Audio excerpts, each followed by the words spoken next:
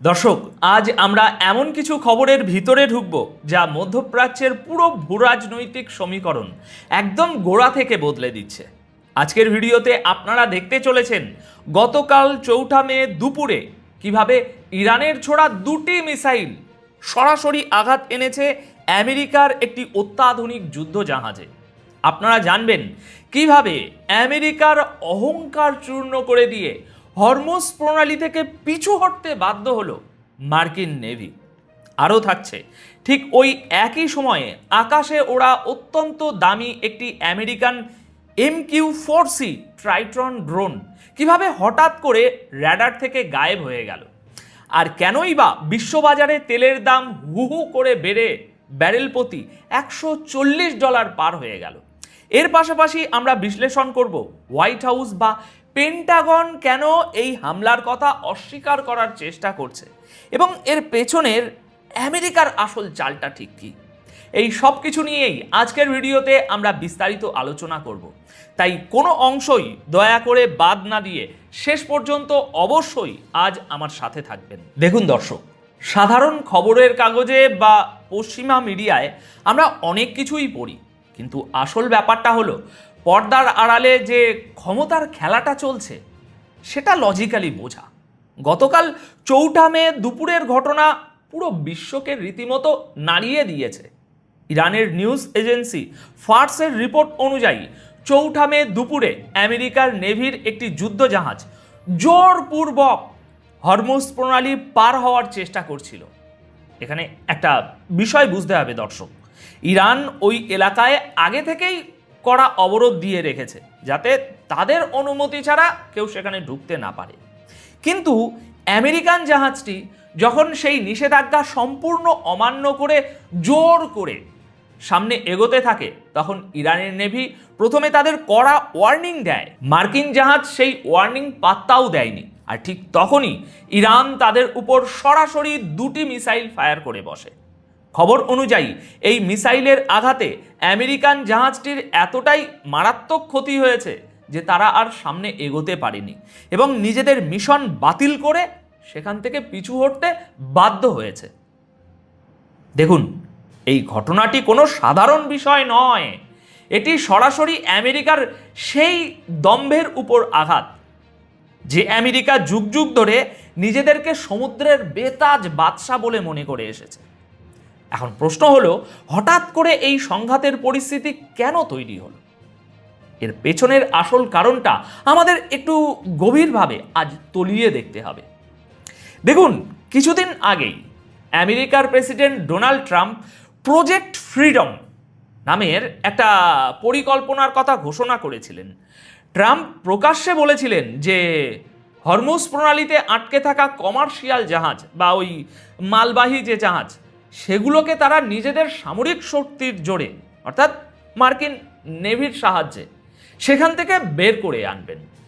শুধু তাই নয়, ট্রাম্প এটাও হুঙ্কার দিয়েছিলেন যে এই উদ্ধার কাজে কেউ মাঝখানে বাধা দিতে এলে তাকে কড়া জবাব দেয়া হবে।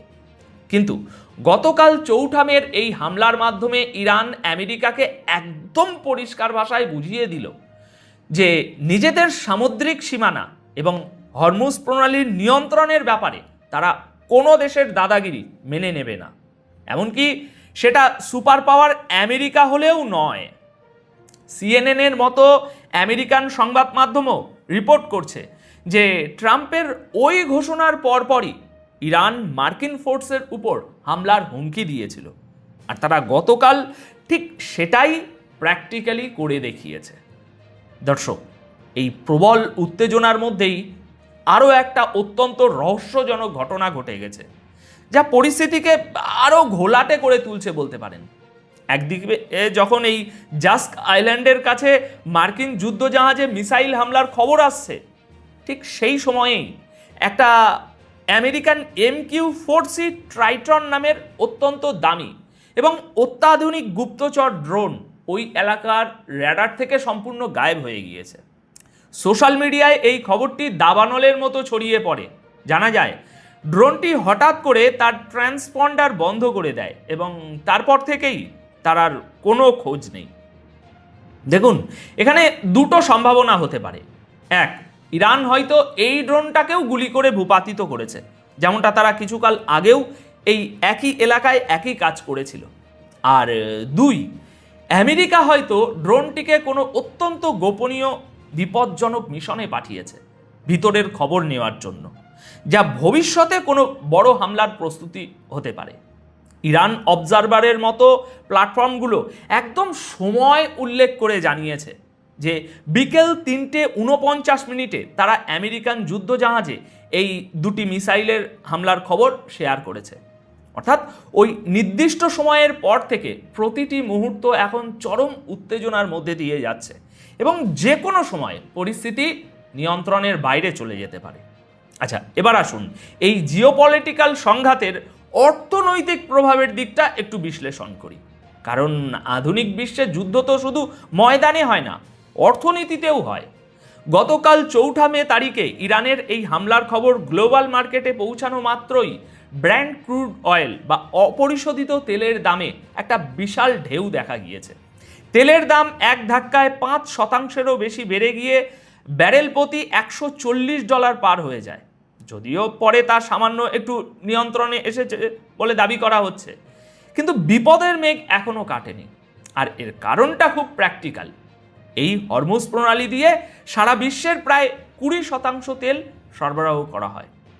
ট্রাম্পের প্রজেক্ট ফ্রিডমের ঘোষণা এবং তারপর ইরানের এই পাল্টা অ্যাকশন পুরো বিশ্বের সাপ্লাই চেনকে বর্তমানে একটা ঝুঁকির মুখে ফেলে দিয়েছে। জিওপলিটিক্যাল এক্সপার্টরা ইতিমধ্যেই সতর্ক করে দিয়েছেন যে এই পরিস্থিতি যদি দ্রুত শান্ত না হয় এবং আমেরিকা যদি জেদের বসে পাল্টা কোনো সামরিক পদক্ষেপ নেয়, তবে তেলের দাম ব্যারেল প্রতি $150 পর্যন্তও পৌঁছে যেতে পারে, যা পশ্চিমা বিশ্বসহ পুরো গ্লোবাল ইকোনমিতে একটা নিশ্চিতভাবে বড়সড় ধস নামাবে। এখন দর্শক, আপনাদের মনে নিশ্চয়ই প্রশ্ন জাগছে, এত বড় একটা ঘটনা ঘটে গেল, কিন্তু আমেরিকা কি বলছে? দর্শক, এখানেই লুকিয়ে আছে আসল সুপার পাওয়ারের সম্মান বাঁচানোর খেলাটা। ইরানের মিডিয়া যখন বুক ফুলিয়ে বলছে যে তারা আমেরিকার জাহাজ ধ্বংস করেছে, তখন আমেরিকার হোয়াইট হাউস বা পেন্টাগন থেকে সরাসরি কোনো অফিসিয়াল বিবৃতি দেওয়া হয়নি, বরং এক্সিওস এবং ইসরায়েলি সাংবাদিক বারাক রাভিদের রিপোর্ট অনুযায়ী নাম প্রকাশে অনিচ্ছুক একজন মার্কিন কর্মকর্তা দাবি করেছেন যে ইরানের মিসাইল হামলার এই খবরটি নাকি সম্পূর্ণ মিথ্যে।